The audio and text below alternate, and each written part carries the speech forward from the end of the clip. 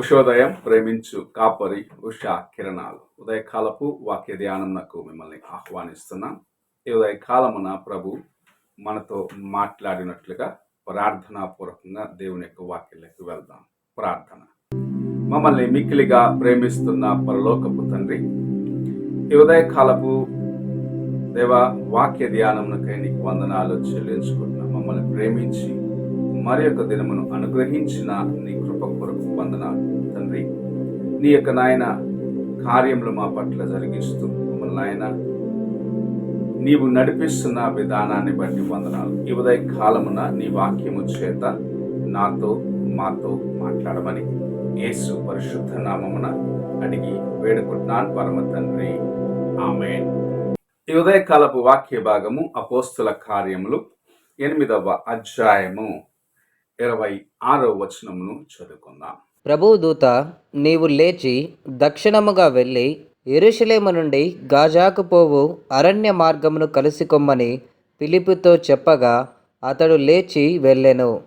మనము చదివిన వాక్య భాగములో దేవుని దూత ఫిలిప్పుకు ఒక ఆజ్ఞ ఇవ్వటం చూడగలము. ఆయన అప్పటికే సమరయలో సేవ చేసి దేవుని యొక్క నామమును బట్టి అనేకమైన అద్భుత కార్యములను, స్వస్థతలను చేసిన వాడిగా ఉన్నాడు. అయితే అక్కడ నుండి దేవుని దూత ఆయనను ఒక దూర ప్రాంతమునకు తీసుకొని వెళ్ళే ఒక కార్యమును ఈ వచనములో మనం చూడగలము. దేవుని దూత సెలవిస్తున్న కార్యము దక్షిణమున వెళ్తున్న మార్గము, అంటే సౌత్ డౌన్ రోడ్ అని ఇంగ్లీష్లో రాయబడింది. దక్షిణంలో వెళ్ళే మార్గంలో వెళ్ళమని, ఆ మార్గము యెరూషలేము గుండా గాజాకు వెళ్ళే మార్గమై ఉన్నది. సమరయలో సేవ చేసి అన్ని రకాలుగా మంచి కార్యములో తన చుట్టూ జరుగుతున్న ఒక స్థలములో నుండి, తనకు అనుకూలముగా ఉన్న పరిస్థితుల్లో నుండి దేవుని దూత ఇప్పుడు ఒక వేరే రకమైన వాతావరణములోకి ఫిలిప్పును తీసుకువెళ్ళటం చూస్తున్నాం. ఈ ఉదయకాలంన ప్రభు మనకు నేర్పిస్తున్న కార్యము ఇదే. అనేక సార్లు నేను ఇక్కడ ఉంటే నాకు బాగుంటుంది, నా చుట్టూన్న వారు నా తోటి సహోదరులు, తోటి విశ్వాసులతో నేను కలిసి ఈ స్థలములో ఉంటే గొప్ప కార్యములను చేయగలనని అనేక మంది విశ్వాసులు అనబడిన వారు, క్రైస్తవులు, దేవుని యందు స్థిరముగా నిలిచి ఉన్నానని నమ్ముచున్న వారు అనేక సార్లు ఒకే స్థలములో ఆగిపోతూ ఉంటారు. అయితే దేవుని యొక్క చిత్తమును గ్రహించుకున్నట్లయితే అనేక సార్లు వారు ఉన్న స్థలములో నుండి వారిని వేరు చేసి ప్రభు తన యొక్క కార్యములను చేయాలని ఆశిస్తూ ఉంటాడు. నీవున్న స్థలము కన్నా నిన్ను వేరొక స్థలమునకు తీసుకొని వెళ్ళి నిన్ను బలముగా వాడుకునేదానికి, నీ ద్వారాగా అనేకులను దేవుని యొక్క ఆశీర్వాదములను పొందుకునేదానికి నిన్ను ఒక సాధనముగా ప్రభు వాడుకోవాలని ఆశిస్తున్నాడు. అయితే నీవు ఎలాగున్నావంటే, నేను ఇక్కడనే ఉంటే చాలు అన్న పరిస్థితిలో అనేక సార్లు ఉండిపోతున్నావు. అయితే ప్రభు నీ యొద్ద నుండి ఆశిస్తున్న కార్యము ఫిలిప్పు వలె, ఆయనకు అక్కడ అప్పటికే కొంతమంది విశ్వాసులు పోగైనారు.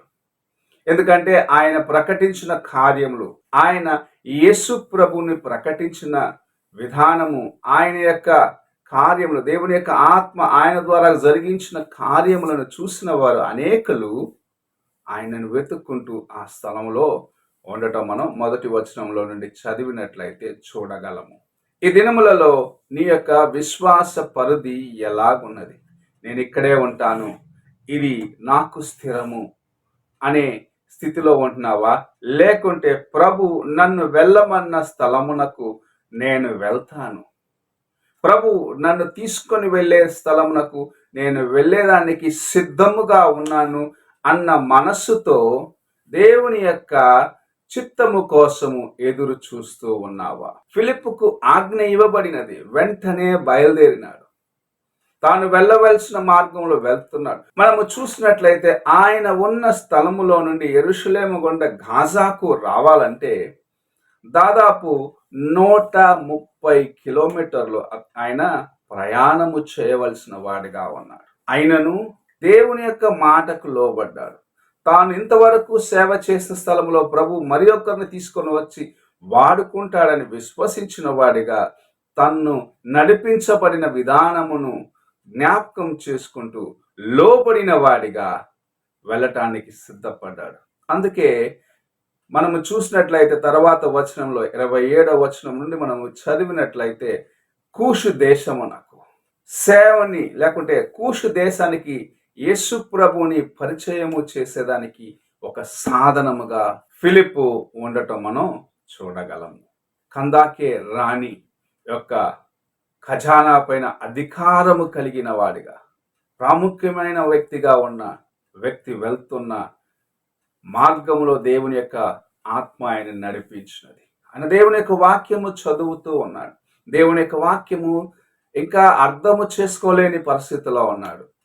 ఆ వ్యక్తి యొక్క అవసరతను ఎరిగి ప్రభు ఆయన ఉన్న స్థలములో నుండి దూరమైన ప్రాంతమునకు తీసుకొని వెళ్ళినాడు.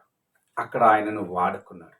నిన్ను కూడా ప్రభు ఇలాగూ వాడుకోవాలని ఆశిస్తూ ఉంటే నేను ఇక్కడే ఉంటాను, నాకు ఇది చాలు అన్న రీతిగా, ఎక్కడ వేసావరా గొంగలంటే వేసిన దగ్గరనే ఉందని చెప్పే రీతిగా ఉన్నావేమో.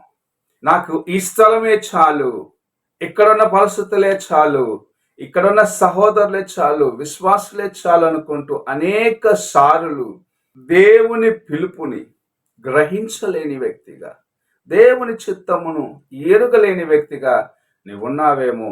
ప్రభు ఈ ఉదయకాల సమయమున నీతో మాట్లాడుచు ఉన్నాడు. ఫిలిప్పు ఎన్నుకొనబడిన కార్యము మనము చూసినట్లయితే అపోస్తల కార్యములు 6వ అధ్యాయములో మనము చూసినట్లయితే 7 ఎన్నుకున్నారు. వారు పరిచర్య చేసేదానికి, సంఘంలో ఉన్న అవసరతలో ఉన్న వారికి పరిచర్య చేసేదాని కోసం ఎన్నుకొనబడ్డ వారిగా ఉన్నారు. అయితే తాను ఎన్నుకొనబడిన కార్యము ఒకటైనను దేవుని కోసము తనలో ఉన్న వైరాగ్యము, తనను దేవుని కోసం ఆయన కలిగి ఉన్న ఆశ ఆయనను ఎంత దూరంలో తీసుకుని వెళ్ళిందంటే, సంఘము చెదరగొట్టబడినప్పుడు ఆయన సమరయ్యలో ఆ ప్రాంతంలోకి వెళ్ళి దేవుని యొక్క వాక్యము చెప్పినాడు. అవసరం వచ్చినప్పుడు గాజాకు వెళ్ళమంటే దేవుని యొక్క ఆత్మ లోబడినాడు.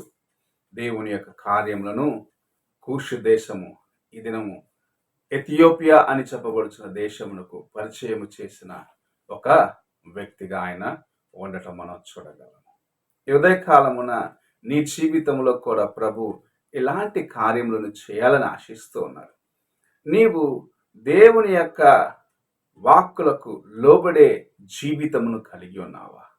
దేవుని స్వరమును విని దేవుని యొక్క మాటకు లోబడాలని ఆశిస్తూ ఉన్నావా? లేక నీ ఉద్దేశాలు, నీ తలంపులు వాటిని ముందు పెట్టుకొని దేవుని చిత్తాన్ని నిర్లక్ష్యపరుస్తున్నావా? ఫిలిప్పులాగా దేవుని మాటకు లోబడతావా?